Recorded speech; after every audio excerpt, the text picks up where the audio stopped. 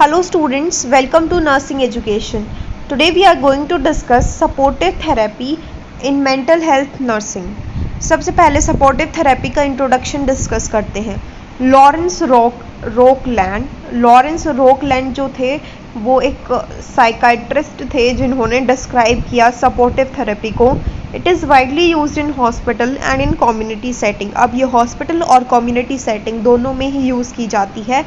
In this therapist helps the patient. इस therapy के अंदर जो थेरेपिस्ट है वो पेशेंट को हेल्प करता है कि जितने भी उसके इमोशनल डिस्ट्रेस होती है, यानी कि अगर वो इमोशनल वेल नहीं है तो उसके इमोशंस को ठीक किया जाता है. अगर उसका मूड डिप्रेस्ड है, वो अच्छे से फील नहीं कर पा रहा, बहुत ज़्यादा एनजाइटी है उसको, तो उसके इमोशंस को रिलीव किया जाता है और symptoms without probing into past and changing the personality.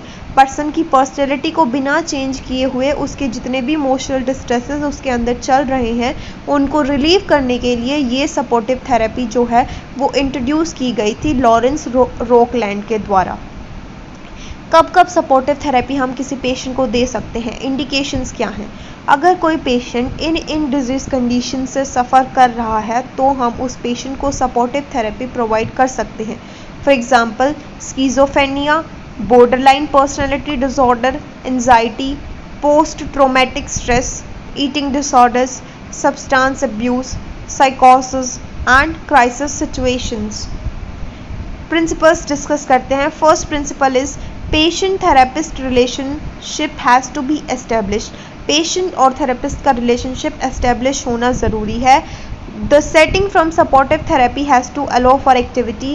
जो सपोर्टिव थेरेपी की सेटिंग होती है वो अलाउ करनी चाहिए कि पेशेंट वहाँ पे कोई भी एक्टिविटी परफॉर्म कर सके, और इस थेरेपी से will be used as adjuvant to other therapies के साथ कॉम्बिनेशन में इस थेरेपी को यूज़ किया जाना चाहिए. और इस थेरेपी के अंदर जो पेशेंट होता है उसके फैमिली मेम्बर्स को इन्वॉल्व किया जाता है, जिसकी वजह से उसको सोशल सपोर्ट मिलता है. इसके साथ साथ उसकी पेशेंट की प्रेजेंट प्रॉब्लम्स पे फोकस किया जाता है और इमीडिएट हेल्प जो है वो पेशेंट को प्रोवाइड की जाती है. किसी भी नर्स या फिर थेरेपिस्ट के द्वारा इमीडिएट हेल्प प्रोवाइड की जाती है. जो भी इमीडिएट प्रेजेंट प्रॉब्लम्स पेशेंट को चल रही है उनको सॉल्व किया जाता है. Next is supportive measures or problem solving approaches in the therapeutic sessions has to be provided. कुछ supportive measures और जितनी भी problem solving approaches हैं वो पेशेंट को प्रोवाइड की जाती हैं सेशंस के दौरान. फॉर एग्जांपल अगर पेशेंट को एडवाइस की ज़रूरत है या फिर एनवायरनमेंट को मैनिपुलेट करने की ज़रूरत है, अगर उसको काउंसलिंग की ज़रूरत है, तो ये सारी सपोर्टिव चीज़ें मेजर्स जो हैं वो पेशेंट को प्रोवाइड किए जाते हैं. नेक्स्ट इज कुछ टेक्निक्स दे रखी हैं जो हम सपोर्टिव थेरेपीज़ में यूज़ करते हैं. सबसे पहले वेंटिलेशन का मतलब है कि पेशेंट को अलो किया जाता है कि वो अपनी फीलिंग्स को एक्सप्रेस करे अच्छे से, अपनी जितनी भी फीलिंग्स हैं उनको अच्छे से एक्सप्रेस करे, अपने इमोशंस को वेंटिलेट करे फ्रीली. जो भी उसके मन में चल रहा है वो अपने मन से बाहर निकाल के किसी के साथ अपनी फीलिंग्स और अपने इमोशंस को शेयर करे, तो ये आता है वेंटिलेशन के अंदर. नेक्स्ट इज एनवायरनमेंट को मॉडिफाई किया जाता है, मैनिपुलेट किया जाता है, ताकि जो मेंटल पेशेंट है, मेंटल साइकाट्रिक कंडीशन से अगर कोई पेशेंट सफ़र कर रहा है तो उसके अकॉर्डिंग उस एनवायरनमेंट को चेंज किया जाता है, जैसा उस पेशेंट को वो एनवायरनमेंट चाहिए, जैसे रूम की सेटिंग उसको चाहिए, जैसे उसको पसंद है उस तरह से एनवायरनमेंट को मॉडिफाई किया जाता है. नेक्स्ट इज परसुएशन में पेशेंट के बिहेवियर को मॉडिफाई किया जाता है with the help of reasoning. Next is education provide की जाती है पेशेंट को रिगार्डिंग हिज प्रॉब्लम्स, और उसको जितनी भी कॉपिंग मैकेनिज्म है, कॉपिंग स्किल्स हैं, वो सारी की सारी उसको बताई जाती हैं, एजुकेट की जाती हैं. नेक्स्ट इज उसको रीएश्योरेंस दी जाती है अगर वो उसका कॉन्फिडेंस काफ़ी ज़्यादा लो हो गया है, वो बार बार फेल हो रहा है किसी भी एक्टिविटी में, तो उसको रीएश्योर किया जाता है, उसके कॉन्फिडेंस को बिल्ड किया जाता है. कभी भी पेशेंट को फॉल्स रीएश्योरेंस नहीं देनी होती है. However care should be taken against offering false reassurance and providing it prematurely even before the patient has fully opened up. Second one is explanation. Patient को अच्छे से हमने एक्सप्लेन करना होता है जो भी उसके डाउट्स होते हैं, जो भी वो पूछना चाहता है. अगर आप उसके साथ कोई भी प्रोसीजर कर रहे हो, कोई भी ट्रीटमेंट अगर उसको दे रहे हो, तो उसको अच्छे से एक्सप्लेन करना होता है, प्लस जो भी पेशेंट को सिम्टम्स आ रहे हैं उनको अच्छे से एक्सप्लेन करना होता है और ये बताना होता है कि वो सिम्टम्स पेशेंट को क्यों आ रहे हैं। अगर वो किसी चीज़ को खाने की वजह से, किसी भी चीज़ की वजह से आ रहे हैं तो पेशेंट को एक्सप्लेन करना होता है ताकि पेशेंट वो सारी एक्टिविटीज़ परफॉर्म करना बंद कर दे और उसके सिम्टम्स थोड़े डिक्रीज़ हो सके। उसके साथ साथ पेशेंट को हमें गाइडेंस प्रोवाइड करनी होती है।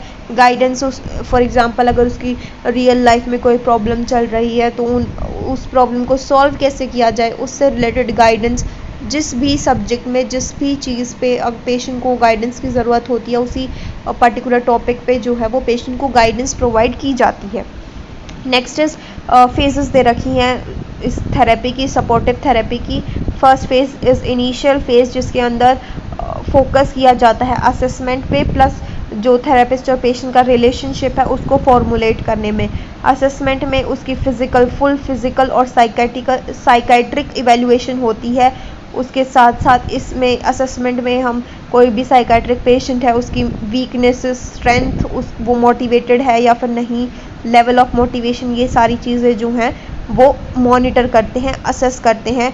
और इसके साथ साथ जो थेरेपिस्ट है वो पेशेंट के साथ एक कामिंग और रिलेशनशिप बनाता है ताकि पेशेंट जो है वो अपनी फीलिंग्स को अच्छे से वेंटिलेट कर सके थेरेपिस्ट के साथ। नेक्स्ट फेज़ आती है वर्किंग फेज़ जिसमें जो थेरापिस्ट है वो अच्छे से वर्क करता है, जो भी उसकी पेशेंट की प्रॉब्लम्स हैं उनको सुन के उनको सॉल्व करने की कोशिश करता है।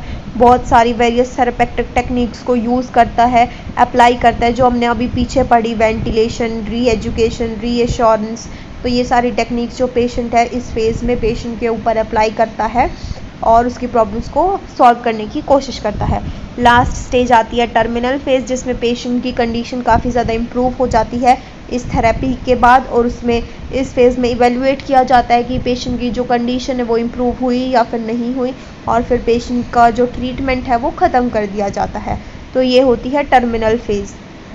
इसमें लास्ट में हम डिस्कस करेंगे कि किसी भी थेरेपिस्ट का रोल क्या होता है सपोर्टिव साइकोथेरेपी प्रोवाइड करते वक्त। First is therapist has to possess specific qualities. कोई भी थेरेपिस्ट है अगर वो किसी साइकाट्रिक पेशेंट को सपोर्टिव साइकोथेरेपी प्रोवाइड कर रहा है तो उस थेरेपिस्ट के अंदर कुछ क्वालिटीज़ होनी चाहिए। First quality is empathy, concern, non judgmental, acceptance, willingness, genuine, interest, respect.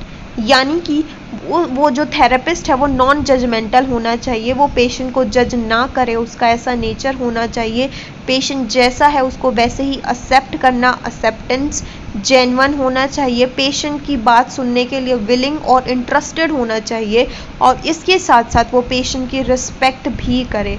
तो ये सारे जो क्वालिटीज़ हैं ये किसी भी थेरेपिस्ट के अंदर होनी चाहिए अगर वो किसी साइकाट्रिक पेशेंट के साथ डील कर रहा है। तो इसके साथ साथ जो थेरेपिस्ट है वो प्ले करता है एक एक्टिव, डायरेक्टिव और सपोर्टिव रोल। यानी कि कोई भी थेरेपी जब थेरेपिस्ट प्रोवाइड कर रहा है तो उसका एक्टिव रोल होता है, मेन रोल होता है, और जो पेशेंट होता है उसका पैसिव रोल होता है। तो अगर थेरेपिस्ट का एक्टिव रोल होगा तो इसकी वजह से जो क्लाइंट है वो अपनी सोशल फंक्शनिंग और कोपिंग स्किल्स को इम्प्रूव कर पाता है। लास्ट इज थेरेपिस्ट को प्रमोट करना चाहिए two way communication process by encouraging the client to talk more about his life events. Two way communication होना चाहिए थेरेपिस्ट और पेशेंट के बीच में, यानी कि वन वे नहीं होना चाहिए कि थेरेपिस्ट ही बोल रहा है, पेशेंट अपनी फीलिंग्स को एक्सप्रेस ही नहीं कर रहा।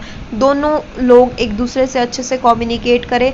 पेशेंट को अलाउ करना चाहिए कि पेशेंट अपनी सारी की सारी फीलिंग्स को एक्सप्रेस करे, वेंटिलेट करे, जितना भी उसको जिस बात का डर लग रहा है, जिस बात से वो अच्छा फील करता है, वो सारी की सारी अपनी फीलिंग्स थेरेपिस्ट के साथ शेयर करे, जिसकी वजह से थेरेपिस्ट जो है वो पेशेंट को अच्छे से समझ पाए, उसकी डिजीज़ कंडीशन को अच्छे से समझ पाए और उसको अच्छे से ट्रीट कर सके। तो इसके लिए थेरेपिस्ट पेशेंट को अच्छे से समझे और ट्रीट करे, इसके लिए टू वे कम्युनिकेशन होना काफ़ी ज़्यादा इम्पॉर्टेंट होता है।